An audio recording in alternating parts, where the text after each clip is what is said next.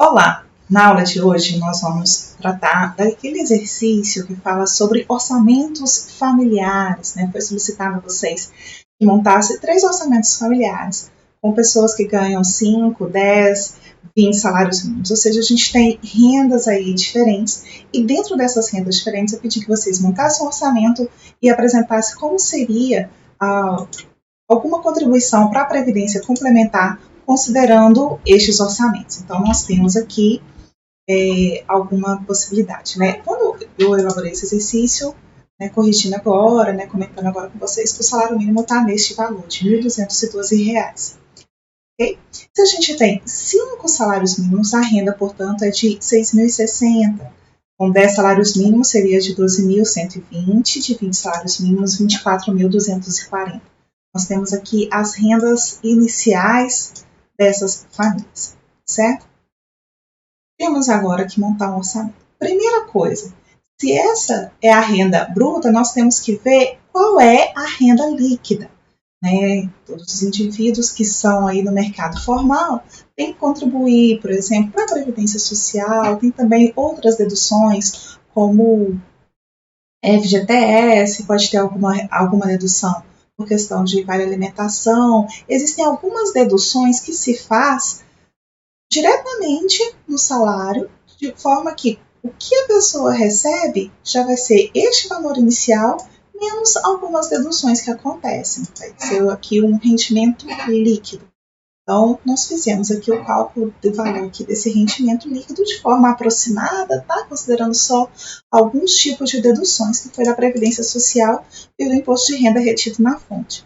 Bem, aqui para a Previdência Social, nós consideramos a tabela de contribuição para o INSS, né, que as alíquotas são diferenciadas dependendo da renda.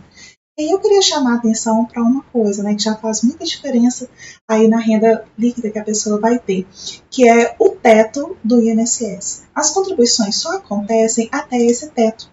Acima disso, não há contribuição. Então, repara, a pessoa que recebe aqui R$ 6.060 vai contribuir com cerca de 14% sobre o valor da sua renda, porque a renda dela está aqui nesse último percentual. Os que recebem renda acima desses 7 mil vão contribuir também com esse mesmo percentual, só que até o limite de 7.087. Então, eles vão contribuir com R$ 992, independente do valor da renda total dessas famílias. Esses R$ 992 representam tanto menos em relação à renda total, quanto maior for essa renda. Certo? Então, R$ 992 representa apenas 4,1% dos 24 mil, enquanto representa 8,2% desses 12 mil na família que recebe 10 salários mínimos. Enquanto, para quem recebe abaixo, né, esses R$ 848 representam 14% do valor total que a pessoa recebe. Então, tem peso diferente a contribuição para a Previdência Social na renda total familiar. Vocês vão ver que há espaço aqui para outras contribuições previdenciárias, também como a Previdência Complementar, que a gente vai ver um pouco mais adiante. Tá?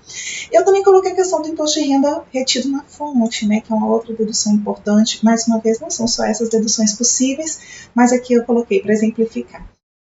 Né, e ele vai ser diferente, esse imposto de renda retido vai ser diferente também dependendo da renda familiar, que a gente tem a tabela do imposto de renda, certo? Até R$ 1.900 a pessoa está isenta, acima disso ela vai pagar com percentuais diferentes, né? Então, eu coloquei aqui o tanto que seria retido na fonte com base nessa tabela. Né? Para uma pessoa aqui que recebe os 5 salários mínimos, seria retido R$ 797. Para quem recebe 10 salários mínimos, R$ 2.463. Para quem recebe 20 salários mínimos, R$ 5.796. Valores bem diferentes, valores que vão aqui aumentando com a renda, o imposto é sobre toda a renda, certo? Bem, então, a gente tem, então, o rendimento líquido, que seria o rendimento que a pessoa tem, menos essas deduções que já acontecem na folha salarial. É o que a pessoa efetivamente recebe, cai ali na conta dela, é um valor bem menor em relação ao valor total que ela recebe. E agora a gente vai pensar no orçamento, né, daquilo que é feito desse recurso líquido que as pessoas recebem. Para isso, novamente, não existe uma única resposta correta, né? Porque as famílias elas têm padrões de consumo diferentes, as pessoas têm padrão de consumo diferente, e isso é refletido nas famílias, tá certo? Então não existe uma única resposta. Mas para trazer aqui, para eu conversar com vocês de algo que seria razoável, aquilo que acontece no Brasil, eu peguei aqui os dados da POF. A POF é a Pesquisa de Orçamentos Familiares, do IBGE. Essa pesquisa foi feita para 2017 e 2018. Temos aqui alguns primeiros resultados. E lá na tabela 6, a gente tem a distribuição das despesas monetárias e não monetária média familiar, média mensal familiar, por classe, extremas de rendimento total e variação patrimonial mensal familiar, segundo o tipo de despesas selecionadas, para o Brasil aqui como um todo. Essa tabela aqui, como eu disse, vai nos dar uma orientação aí sobre aquilo que acontece no Brasil. Eu me inspirei nela para poder trazer os resultados para vocês, mas não existe uma única possibilidade, tá? Que seria mais ou menos razoavelmente esperado no Brasil. E aqui a gente tem em percentual, aqui sempre totalizando aqui os 100%, aquilo que as famílias gastam com coisas diferentes. Por exemplo, com a alimentação, mede aí 14,2%, né, é gasto com alimentação, com aluguel 15,1% e assim por diante, para diferentes despesas, certo? E foi colocado aqui dois extremos, até R$ 1.908 e mais de R$ 23.850. Essa faixa aqui de R$ 1.908 não é nenhuma das faixas que a gente está pensando, mas essa daqui, mais de 23 mil, ela combina bem com aqueles nossos 20 salários mínimos, né? Então, eu peguei aqui essa distribuição e utilizei como sendo a distribuição para a renda mais alta, aquelas famílias de renda mais alta. E essa distribuição total para o Brasil como sendo a distribuição das famílias com 5 salários mínimos, certo? Assumir isso daqui. E para a família que recebe 10 salários mínimos, eu assumi como orçamento familiar que o gasto seria uma média entre estes dois valores. Para a gente ter aí uma ideia, algo que seria assim aproximado do orçamento familiar. E gostaria de comentar com vocês aqui alguns desses valores, né? A gente tem, por exemplo, a moradia aqui, assumo aqui para 5 salários mínimos, só com moradia seria um gasto de 29,6% do orçamento familiar. Esse gasto é bem menor em percentual quando a gente compara as famílias com renda maior, né, que a moradia cai para 22,6%. Embora os valores gastos sejam maiores. Mas é porque o percentual, o que aquilo representa no total do orçamento familiar é maior nas famílias com baixa renda que nas famílias com mais alta renda. E aqui esse gasto com moradia se divide em aluguel, também os serviços que são feitos, impostos, manutenção da casa, tudo que envolve moradia, certo? Transporte, já que no transporte a gente tem que famílias com mais alta renda têm um gasto pela POF maior com transporte do que as famílias de mais baixa renda. Também o tipo de transporte muda, né? Exemplo, prestação de carro, né? Uma família com... A gente assumiu aqui que na média do Brasil, nós famílias com 5 salários, não é exatamente a média do Brasil, mas a gente assumiu aqui para esse exercício, certo?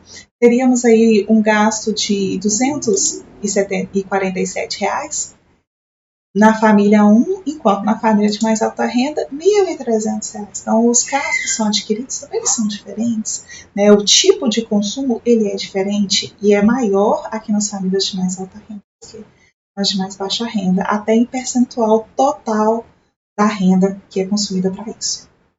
Né? Plano de saúde, né? São os gastos com saúde, também estão aqui listados, pesa mais para as famílias com renda mais baixa que para as famílias com rendas maiores. Educação, né? Já pesa mais nas famílias aí, com rendas mais elevadas, até porque pode se escolher, né, gasto com educação na rede privada utilizar a rede pública, que seria gratuita, né?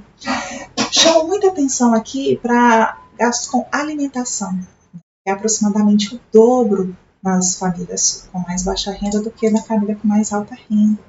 E aqui eu estou pegando, na verdade, a média do Brasil, né? E pegando só a família aqui com mais alta renda. Então, existe sim uma diferença, né? A alimentação ela pesa muito mais quanto menor for a renda da família. E assim por diante, né? Coloquei aqui também outros gastos. E a gente tem um outro gasto que eu queria destacar aqui, né? A POF coloca espaço aí para outros gastos, não relata todos eles detalhadamente, coloca aí uma categoria de outros, e eu coloquei outros gastos que são importantes da gente pensar, né? Material de limpeza, higiene pessoal, vestuário, são gastos recorrentes em geral altos, e a gente tem que colocar, né? Gasto com lazer, né? Isso também é algo necessário e vai depender da possibilidade da renda familiar, com toda certeza, mas isso é muito necessário. E um outro gasto que também ele é importante para a sociedade como um todo, né? Que são gastos, por exemplo, com suporte familiar. Né? Pessoas que têm pais idosos, pessoas que ajudam tios, primos, etc., precisam pensar também nessa questão de como ajudar a família e separar uma parte da renda para isso. Também doação de dízimo, né? As pessoas que estão aí na igreja, que participam, se vão fazer alguma doação, essa doação ela já tem que estar aí inserida no orçamento familiar. E também outros tipos de doações, né? Inclusive algumas delas são dedutíveis no imposto de renda, dízimo não é, mas algumas doações são dedutíveis de imposto de renda e a gente vai ver isso, né, no momento seguinte. Mas é importante já considerar tudo isso no orçamento familiar, porque aquilo que é previsível, na verdade, não pode ser colocado como um imprevisto nos gastos de forma a cada mês sair um valor diferente e você acabar se desequilibrando. Então, quando vocês forem montar o orçamento pessoal de vocês, tomem cuidado com isso. Coloquem a maior quantidade de itens possível, já prevejam que vocês possam precisar ajudar alguma pessoa na família, que vocês possam precisar dar algum suporte, já prevejam gastos com lazer, prevejam todos os tipos de gastos possíveis, façam reservas para isso, caso vocês não utilizem um determinado mês, façam reserva para o mês seguinte, já reservem de forma que vocês realmente consigam colocar todos os gastos que vocês têm dentro desse orçamento. E nada seja colocado como, foi um imprevisto, se é algo que a gente poderia esperar de certa forma, talvez não recorrente, talvez não todos os meses, mas é algo que a gente pudesse esperar de alguma forma e fazer já uma reserva para isso, né? Nós, como atuários, principalmente, devemos trabalhar bem com essas questões de prever diferentes tipos de gastos possíveis para uma família e fazer reserva para aqueles gastos que não são recorrentes, mas que vão acontecer uma hora ou outra. Né? Então é importante colocar tudo isso aqui, cada um de acordo com a sua renda, claro, né? Mas é importante já fazer previsões para isso.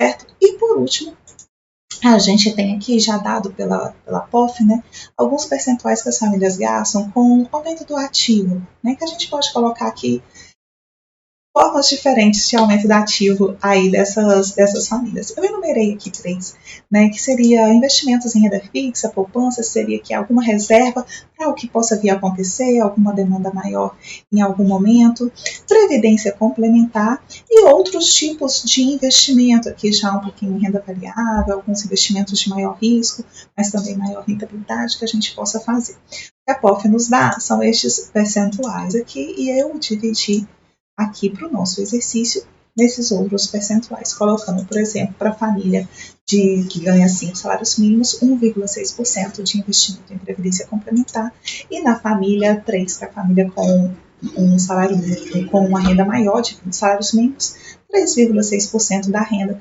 investida aí em previdência complementar, certo? De forma que o total aqui some os percentuais indicados na POF. Então, nós dividimos aqui nesse primeiro momento, o orçamento familiar. Vale, gente, por favor, dá uma olhada. Vocês esperam para a vida de vocês, naquilo que vocês esperam de orçamento, até para conseguir entender a realidade de outras pessoas, né? com estes percentuais. Uma coisa é dividir os percentuais, outra coisa é efetivamente olhar os valores, né? Vejam o que se pode gastar ou o que se gasta em média com aluguel, né? R$ 666 para uma família com 5 salários mínimos. Pensem aí o tipo de imóvel que pode ser adquirido com esse valor, ou 1.867 para a família com a renda de 20 salários mínimos. Pensem aí no tipo de imóvel, o tipo de vida, o tipo de bairro em que essas pessoas vão morar, o ambiente em que essas pessoas vão morar, são bem diferentes, né? Então, essas famílias elas já começam vivendo em ambientes diferentes, né? E todos os outros tipos de gastos, a gente pode perceber que são diferenciais entre essas populações, né? Com rendas muito diferentes. Queria mostrar também gasto com alimentação, né? Como eu disse, o que se gasta com alimentação em cada uma das famílias é muito diferente. Então pensem também no tipo de alimentação que se tem, no tipo de consumo, todas essas questões, né? O gasto que se tem com lazer, o tipo de ambiente que se frequenta, né, de viagem, que se gasta R$ 132 por mês ou R$ 1.200 por mês.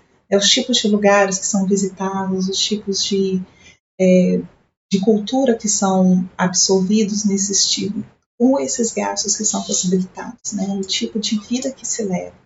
É aquilo que você pode ajustar também quando a gente tem possibilidades diferentes, né? Quando a gente consegue montar um orçamento familiar e ver talvez que alguma coisa poderia ser realocada daqui para lá, valorizar mais a alimentação, valorizar mais a educação, ou menos, né, de acordo com o que se deseja para montar um orçamento familiar. Mas tudo isso é importante, certo? Bem, nesse primeiro momento era isso que eu queria apresentar para vocês, o orçamento familiar, como que a gente pode distribuir isso. Mais uma vez, não existe uma única possibilidade. O que a gente tem são famílias diferentes e eu apresentei aqui para vocês aquilo que a gente tem no Brasil, assim, de acordo com a pesquisa de orçamento familiar, como que a gente poderia ver essas distribuições e o investimento em previdência complementar. Obrigada.